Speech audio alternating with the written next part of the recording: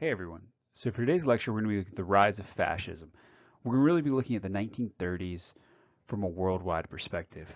So we've looked at the Depression. Now we're going to see what is happening outside the world and see how the world is becoming a more dangerous place and how this is leading up to World War II. So World War I ends in 1918, and after such a horrific war, you would think that every side would want to become peaceful, would not want to repeat that. But what happens in actuality is that World War II begins 20 years after World War I ends. But what happens is far more complicated than that. Some people cannot get along with others in Europe because of the scars of the war, because of a variety of means. You see the rise of fascist dictators that leads to World War II. So these dictators gain control of their countries, gain total control of their countries, and they led their nations into war. So fascism is a form of government. It's a government that tends to be all powerful, usually led by a dictator, in which the people have no rights, and in a lot of ways it's the opposite of democracy.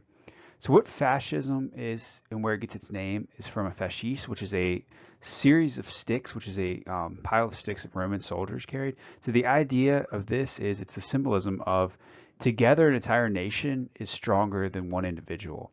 So the idea is to come together as a nation, usually under a military dictator, and that through that strength, the nation will be better. So you don't have rights usually. You don't vote. It is led. It usually has the uprising of a military dictatorship. So if you think of like Star Wars with the Empire, that can be seen as a fascist dictatorship. So for the individual person, you're just another ant in the colony. The idea is that you work collectively, work together, work towards a common purpose, but there is no individualism. There is no individual rights. It is a military power that is trying to rise. So the 1930s see the rise of fascism in Germany with the rise of Adolf Hitler. Fascism actually begins in Italy with Benito Mussolini. And then you see Japan embrace fascism under Prime Minister Hideki Tojo, who has a military background. All these men have military backgrounds, and when they rise to power, they create a country that is based in military power, on collectivization, on the idea of a single country working towards military power. So out of these three dictatorships, the most significant and the most historically impactful is most likely the Nazi regime under Adolf Hitler. So the Nazis rise out of economic decay in the 1920s and 1930s in Germany. The German economy is in tatters, and so the Nazi Party offers a different way, a national socialist way of rising up.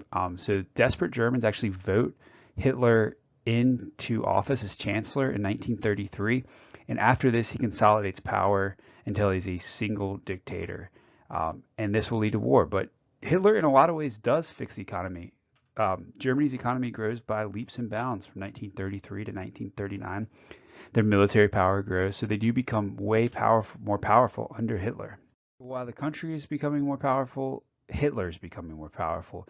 He consolidates power over the 1930s, pushing out rivals, overtaking more institutions of the government until it's a single party rule by the Nazi Party with him as the Führer or leader of the Nazi Party. So a huge part of Nazism and of fascism is nationalism. You're expected to give up everything for the country, for the betterment of the country, work together. And you could see that in an oath taken by 10-year-olds in the Hitler Youth. Hitler Youth are a youth program to indoctrinate kids at a young age to fascism, to Nazism, to nationalism. So in this oath, 10-year-olds are sworn in as, in the presence of this blood banner, I swear to devote all my energy and my strength to the savior of our country, Adolf Hitler. I am willing and ready to give up my life for him, so help me God. So the idea is all our energy goes into the power of one person and the power of one party to work together. Here's a Hitler Youth prayer that children would say. Adolf Hitler, you are our great Führer. Thy name makes the enemy tremble. Thy Third Reich comes. Thy will alone is law upon the earth. You saved Germany in the time of need. I thank you for my daily bread. Let us hear daily thy voice and order us by thy leadership. We will obey to the end, and even with our lives, we praise thee, Heil Hitler. You can see there children raising their right arm in a Nazi salute. That is nationalism. People are giving up their identity to this fascist organization. They're giving up everything in name of country and of the Fuhrer. And the idea of fascist dictators can be seen in a speech by Hitler in 1939. The idea is that they are the savior of the country, that them alone have fixed the problems, and that only by putting faith in that leader can the country move forward to greatness. And so Hitler is quoted here as saying, I overcame chaos in Germany, restored order, raised production, and resettled the 7 million unemployed who so touched our hearts. I have not only politically united the German nation, but also rearmed it militarily. And I have further tried to liquidate that treaty sheet by sheet, whose 448 articles contain the vilest rape that nations and human beings have ever been expected to submit to. I have restored to the Reich the provinces grabbed from us in 1919. I have led millions of deeply unhappy Germans who have been snatched away from us back into the fatherland. I have restored the 1,000-year-old historical unity of German living space. I've accomplished all of this by my own efforts. Again, it is all by me. And you can see there his talking about the Treaty of Versailles, how they were treated. This is a big way that Hitler gains power, is saying that these other countries have used this against us, that I have saved you, that I will save you moving forward. It's only under my power.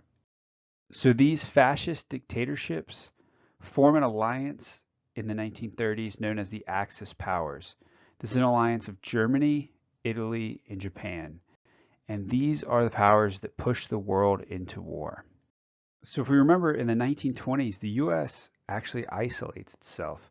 The United States helps win the First World War and then kind of draws back on itself. So remember, they rejected the Treaty of Versailles and the League of Nations. The United States did not want to get involved in foreign conflicts. There's the Red Scare, the scare of communism coming into the country.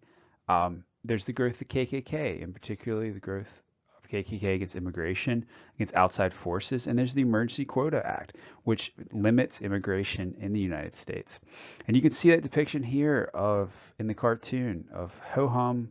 When he's finished pecking down the last tree, he'll quite likely be tired. And you can see the American bird sitting there while a Nazi bird is knocking down all the forest. So this is what will come. America will isolate itself while the world moves towards war. And the policies of the 1920s only get more extreme during the Great Depression. So America turns inward during the 1930s. FDR cut defense spending by 50% to be able to support his social programs. The London Economic Conference, Herbert Hoover tries to put this on in 1933 to try to stabilize monetary policy throughout the world. And FDR actually torpedoes this. He kind of cancels it because he doesn't want to be tied into foreign policies.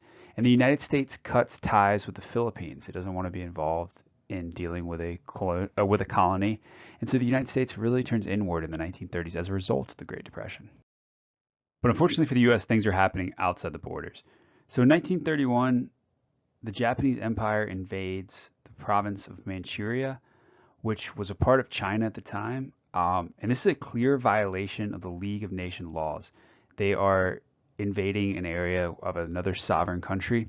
This violates the Kellogg-Briand Pact, which was a pact created in the 1920s, which meant that countries could not annex or take parts of other countries through military force. And it also leads to what is known as the Stimson Doctrine. This is written by Secretary of State Henry Stimson of the United States. And Stimson basically says that the United States will not recognize this territory because it is acquired through military invasion. And this will actually lead up to conflict with Japan throughout the 1930s. The United States fails to recognize its territories that it gains. America's isolationism grows in the Nye Committee of 1935. This is a committee held in the United States, run by Congressman Nye. And what it does is they study to understand the reasons that the U.S. got involved in World War I. So it becomes clear during the 1930s that these fascist countries are leading wars of imperialism are trying to expand their borders, and it looks likely that there could be conflict in the future. And so the United States is trying to figure out why it got involved in World War One.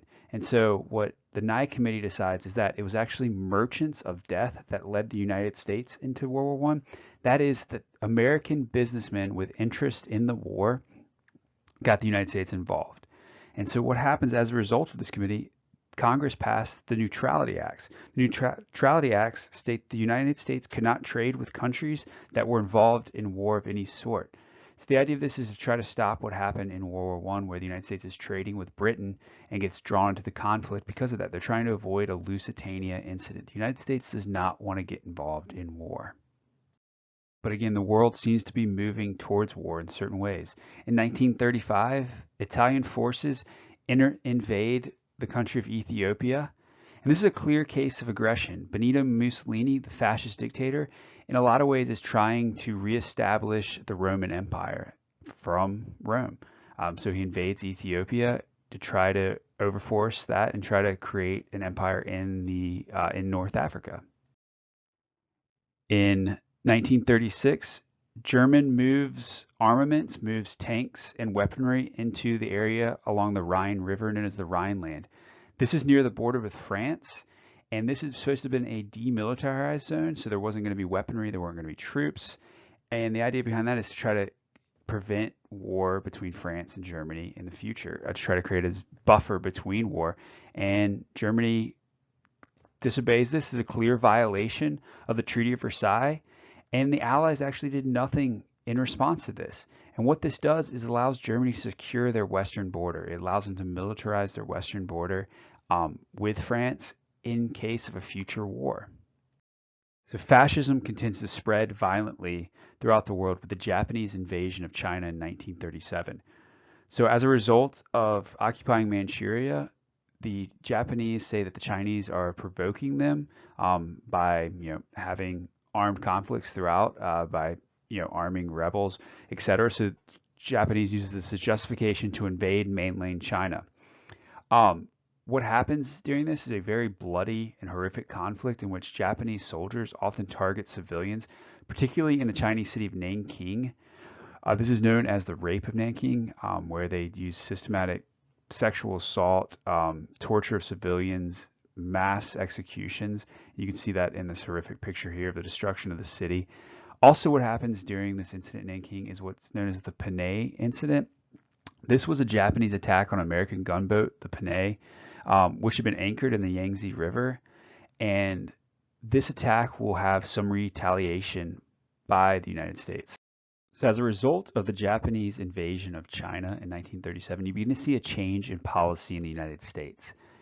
And you get what is summed up in FDR's quarantine speech, which he makes in 1937, which basically says that the United States needs to quarantine fascism like a disease. It cannot allow it to have more power to spread. They're not going to meet it directly, but the idea is that if they do not do something about this, it will continue to spread like a disease.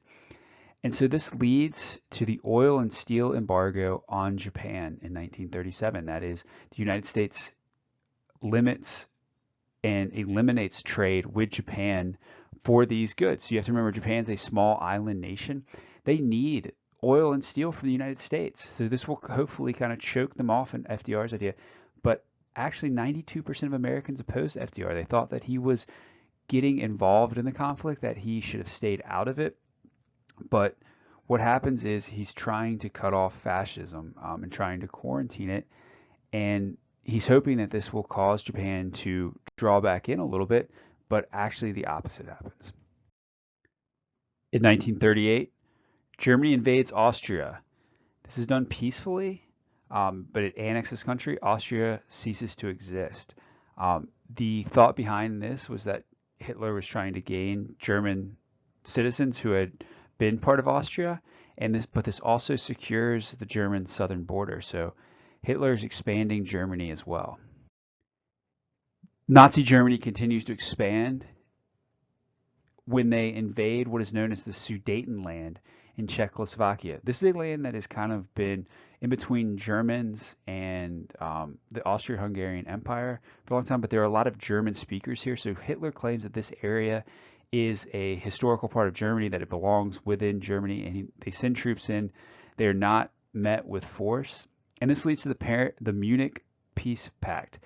This is when the British, the French, and the Italians meet in Munich to try to come up with a peace. And what they say is that it stops here. You could have the Sudetenland, Nazi Germany, but do not go any farther. And Prime Minister Neville Chamberlain of Great Britain returns to London and gives a speech that says, I have brought peace at our times. He says, we've given Hitler Austria, we've given him the Sudetenland.